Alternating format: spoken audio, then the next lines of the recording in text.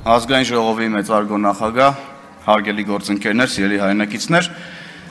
նախորդ շաբաթվանից քննարկում ենք դատախազության զեկույցը եւ ականատես ենք մի հետաքրքիր տեսարանի նաեւ,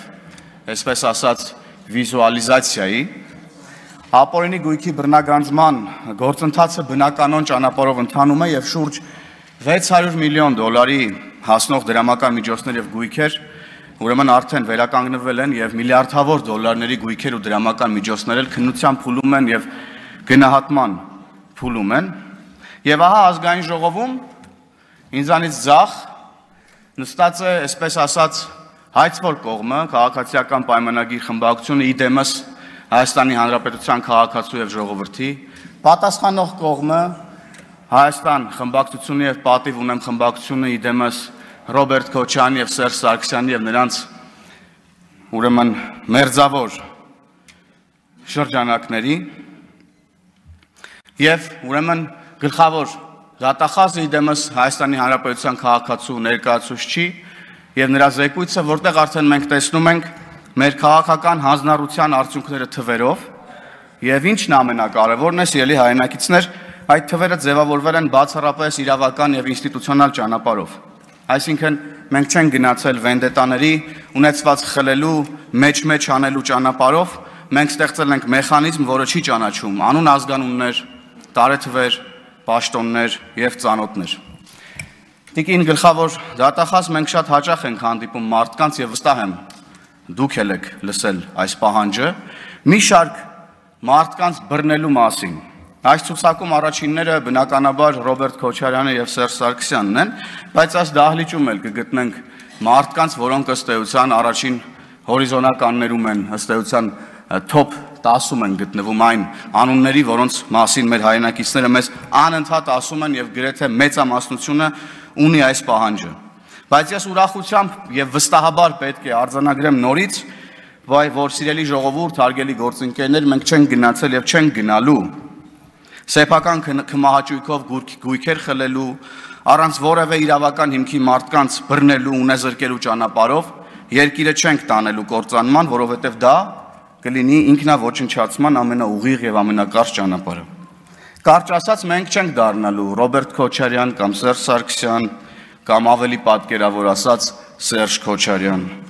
որովհետև մեզ համար ավելի կարևոր է, որ չլինեն անմեղ ազատազրկված մարդիկ, քան մի քանի մեղավոր եւ անգամ մի քանի սրիկա լինեն ազատության մեջ, որովհետև մեղավորների պատասխանատվության ժամանակը վաղ թե ուշ գալու է, իսկ անմեղների ժամանակը այլևս հետ չես բերի։ Մենք դրա ականատեսը նաեւ լինում ենք,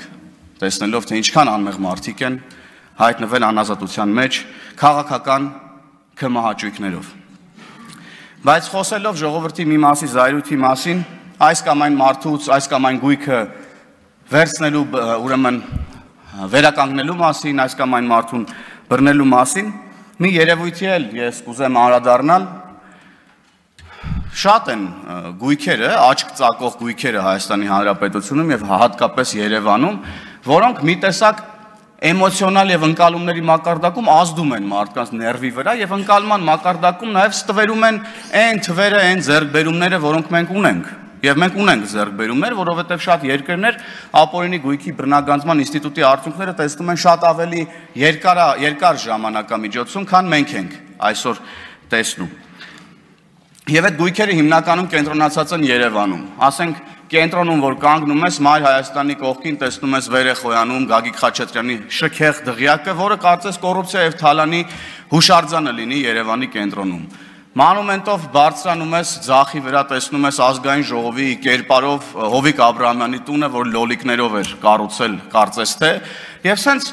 մարդիկ մեր քաղաքացիները կարծում եմ նաեւ այնքան արմատացած եղել կոռուպցիան եւ թալանը Հայաստանի Հանրապետությունում եւ ավանդույթի նաեւ մշակութային արդեն ինչ որ բանա դարձած եղել Հայաստանում, ազգային բանա դարձած եղել Հայաստանում, կոռուպցիան ու թալանը, որ մեզ ինչ որ էմոցիոնալ եւ ընկալումների մակարդակում նաեւ ինչ որ քաղաքական միգուցե միջոցառումներ են պետք, ես չգիտեմ ինչեր են պետք, բայց այդ աչք ծակող գույքերը ես կարծում եմ դրանց հետ ինչ որ հանրային նշանակության փոփոխություններ են միգուցե պետք իրականացնել, երբ որ դրանք ուրեմն կհայտնվեն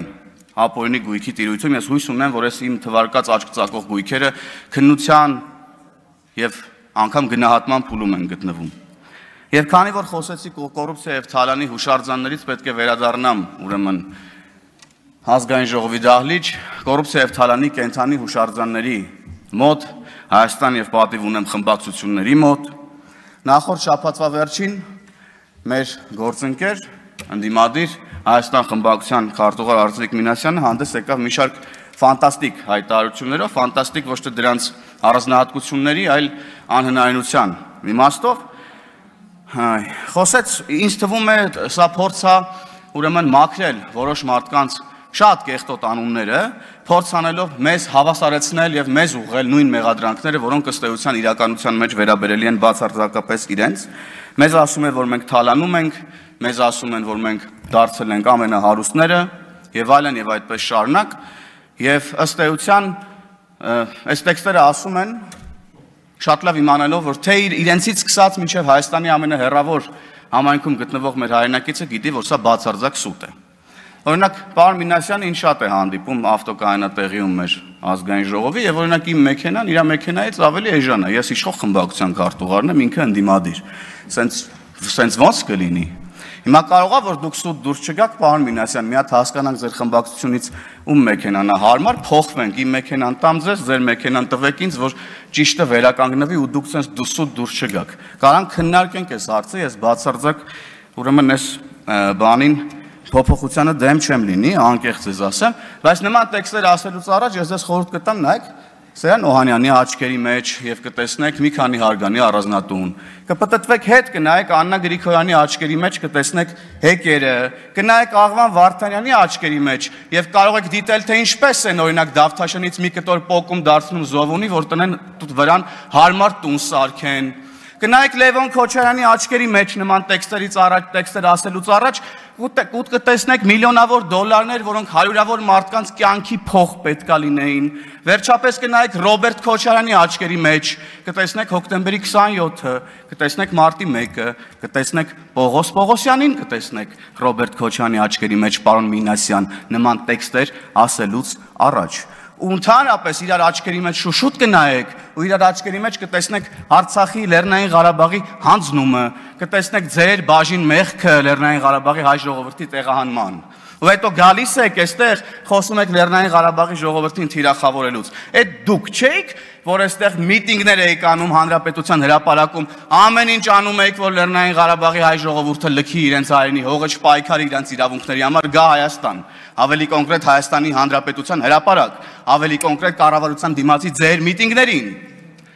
Դրանից այն կողմել ոչ կարելի է թիրախավորել Լեռնային Ղարաբաղի հայ ժողովրդին։ Այդ մարդկանց թողեցիք իրանց իրավունքների համար պայքարեն, բերեցիք Հայաստանի Հանրապետություն, հիմա էլ հելել եք իրանց վերադարձի մասին եք խոսում, խեք խափում այդ ժողովրդին ու սուտ պատրանքներով ներարկում։ Ախր դուք էլ գիտեք, որ դուք սուտ եք խոսում, չեք ամաչում Լեռնային Ղարաբաղի հայ ժողովրդից, որ շարունակում եք սին պատրանքներով, ուրեմն խափել ձեր քաղաքական նպատակներ իրականացնելու համար։